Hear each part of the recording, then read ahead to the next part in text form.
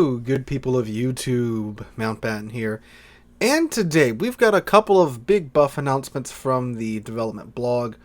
Some changes to the United States, the American super aircraft carrier, and some massive buffs to the American light cruiser, the San Diego, which is the Atlanta that's been up to Tier 8, but has SAP and a reload booster similar to Austin. Atlanta being the other Tier 7 radar ship that I forgot about on Monday, and you guys let me know mighty soon that I forgot about it, and I sure did. I apologize about that. Alright, those are some other changes to submarines. We'll get into that here in a moment. So this dev blog will be linked in the description down below if you guys wish to read along as I read aloud, or check this out after we get done here. Again, I very much encourage you guys to do that. Any relevant images or artwork will be thrown up on screen as we go through this. So they mentioned some other changes to the Edgar here at the beginning. They say, well, over on the dev blog, changes to super ships San Diego and submarines closed test 11.3. Changes to super ships San Diego and submarines 11.3. No, I had to restate that 2 times.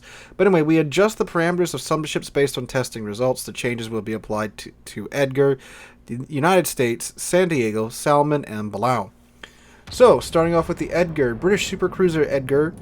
Main battery reload time in alternative firing mode increased 30 to 35 seconds. So that means that after you do your 3-round burst, or I believe it's a 2-round burst now after the nerfs from yesterday's video, you now have a 35-second reload time on those guns. Now, Edgar's essentially big Minotaur. I think it's Minotaur with like one more turret. So you really wouldn't need 3-round burst in a bigger Minotaur either way, because the reload time's more than fast enough to just absolutely obliterate whatever's foolish enough to show you their broadside or a DD that gets within range. But if you want to use it, it's, you know, pretty memey thing to use, but little nerf there to the Edgar. Don't think it's going to really affect the ship overall.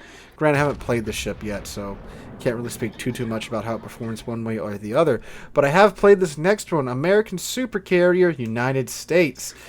Again, worth mentioning that the United States was an actual planned super carrier, intended to be a super carrier. If this thing had been built in real life, it would have been the first super carrier ever, but it didn't. So, they are slightly increasing the altitude of attack aircraft squadrons when aiming and firing. This change will not affect gameplay. I guess it's more of a, I don't know, quality of life type change. Maybe the camera's having too much of a stroke at the lower altitudes, but according to them, shouldn't affect gameplay. Deck armor thickness increased from 25 to 38 millimeters. Ah, sad. Sad. So they're making it pretty much nigh impenetrable by larger caliber guns at higher tier. Detectability range by sea reduced from 17.8 to 16 kilometers. It's a pretty big buff to the concealment of the United States. Then their detectability range by air is being reduced from 15.5 to 14.5, a full kilometer reduction there. Changes to the ship's tactical torpedo squadrons. These are the jet torpedo bombers. Maximum torpedo damage reduced from 13,733 to 8,200. Number of aircraft in a squadron increased from 2 to 3. Aircraft preparation time reduced from 240 seconds to 150 seconds. Damage reduction applied to an attack flight during an attack run reduced from 50% to 30%. Okay, so the changes to like the carrier itself are straight up buffs. Like I said, the increased deck armor is going to make it harder to snipe. And then the detectability range is, of course, going to make it easier to hide the ship. And the United States did have a really big detection range, but to be fair, it is an absolutely massive ship.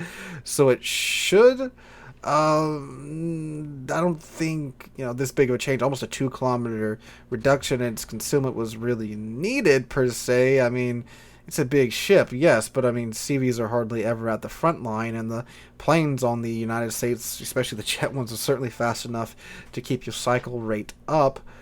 But, well, they're doing it.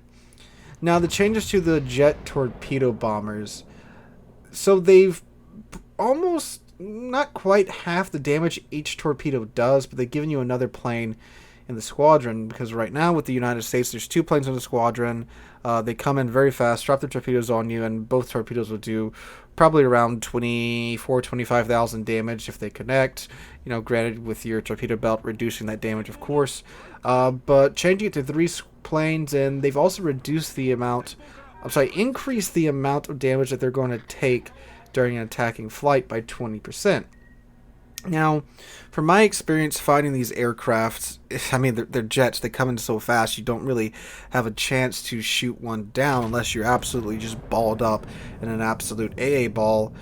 But, it sounds like you're going to be able to actually shoot maybe one plane down, which will significantly reduce the amount of damage you're taking, because now the torpedoes, both of them, if they hit you and if they do their maximum damage, which is of course citadel damage, they'll only be doing 16,400, which is much less than they did beforehand. But if you have all 3 planes get through and drop you, you're going to be doing about the same amount of damage beforehand. So it sounds like they're trying to give the surface ships an opportunity to shoot down these aircraft, but then they've also reduced the preparation time for these aircraft by 90 seconds, so they'll be able to cycle them out faster. So overall, I think we'll be having more of these planes getting out, but surface ships might actually have a chance of shooting them down. But overall, that seems like a slight buff to the United States in terms of those planes, but again, we'll see how that works in game. Alright, the San Diego, the Tier 8, they've done some massive changes to this ship, and many of these I think were very much warranted if they wanted the ship to have a chance of being halfway decent at Tier 8. So do remember, this is a San Diego. This is an Atlanta-class cruiser with Atlanta armor. They haven't released the exact armor details yet, but from what I've seen, I'm pretty sure it's just Atlanta, but at Tier 8, which of course has no armor. And as we've all known, for those of us that have played against Atlanta, Atlanta's annoying as hell, but it's not that hard to absolutely blap the thing when it slips out of cover. So imagine that at Tier 8, going up against Tier 10 ships. Yeah, it's very, very explosive Atlantas there. But anyway, let's take a look at what they have done. Main battery reload time reduced from 8.5 to 5 seconds. That right there is a massive buff to the general DPM of the ship. An 8.5 reload second time on a light cruiser is an eternity, even on one that has SAP.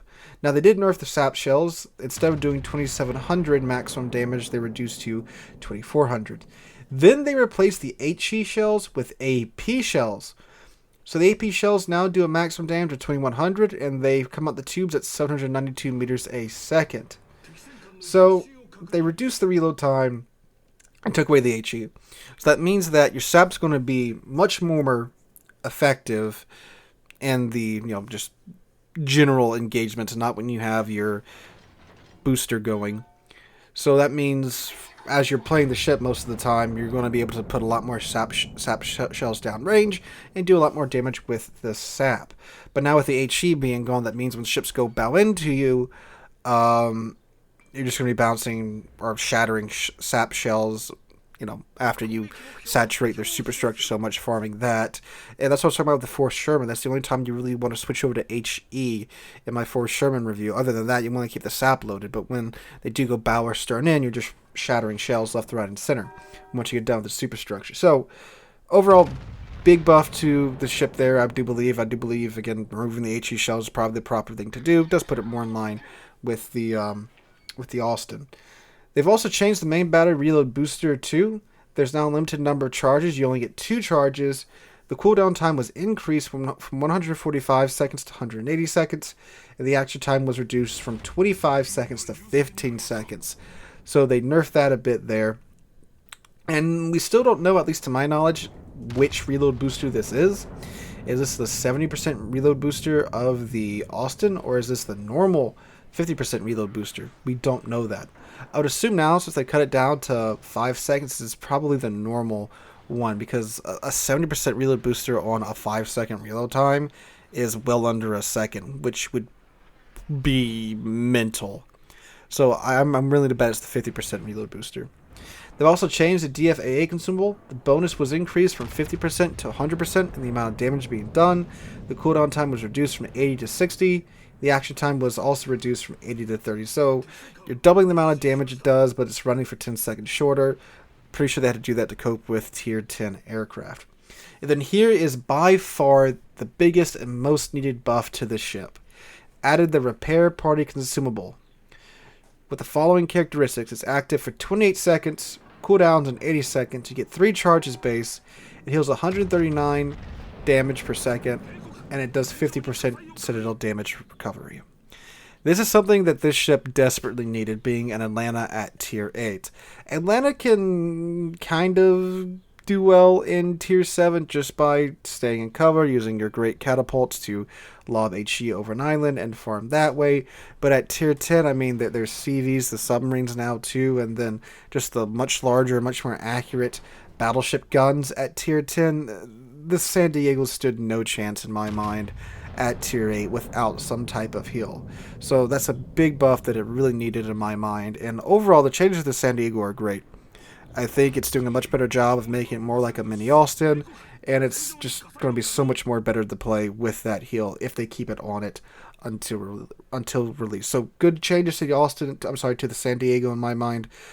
Excellent job there so far, Ouija. And plus, it's not going to be an HE spammer. It has AP and SAP. I mean, SAP does suck being the recipient of, but at least now you can go stern or bow in and just laugh as the sap shells shatter on your deck. Alright, so some slight changes to the Salmon, to the Belau. So the Salmon, what they did to both of these ships is that they've buffed the conventional torpedoes slightly. So these are the non-homing torpedoes. So the speed was increased from 60 to 65 knots on the Salmon. The range was increased from 7 to 9 kilometers, and the arming time was reduced from 5 to 4.6 seconds. Yeah, if you didn't notice, when I was showing that submarine gameplay the other day, the arming distance on the torpedoes on the submarines are much greater than the DDs and other ship-launched torpedoes, which is like 700 meters. It's much more, so you can't really, pop up at minimum arming range, throw the torpedoes out, and dive back down. You do have to get back a ways and launch those torpedoes, but a slight buff to that here by 0.4 seconds. A slight buff to speed and range. I mean, if you get conventional torp hits on someone from 9 kilometers away in a submarine, you deserve that damage. Belau, similar changes too. The speed was increased from 64 to 69 knots. Nice. The range was increased from 7.5 to 10 kilometers. And the same thing with the arming time, reduced from 5 to 4.6 seconds. So, again, changes that make sense here. The conventional torpedoes are tricky to use, and if you're using those on submarines and getting hits, you do deserve that damage in my mind. And it's a lot riskier to use too, because these are torpedoes that don't track. Now, if you launch them below the water and ping the surface ship twice, they will elevate to the surface, but they won't track left or right.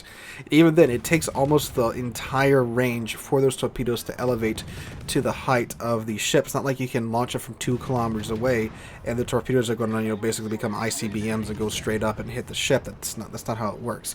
These take a long time to get to the surface, so effectively you got to get very close, get at periscope depth at least, and get launching these dummy guided torpedoes on the enemy ships, which is of course puts you at risk, and I'm much more okayer with that than the homing torpedoes, obviously, for submarines, because it's a high risk, high reward type of situation, and I like these changes here with those subs.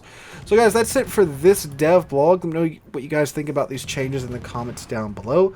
I will be live streaming tonight right here on the channel from 5 p.m. US Central to around 8 p.m. US Central tonight here on the channel and on Twitch, so make sure to come out and join us for that. Hope you guys enjoyed today's video. If you did, make sure to drop a like and subscribe to the channel. We're on our way to 35,000 subs, and I can't thank you guys enough for that. Hope you're having a wonderful Friday. Have a wonderful weekend. I'll catch you guys in the next one.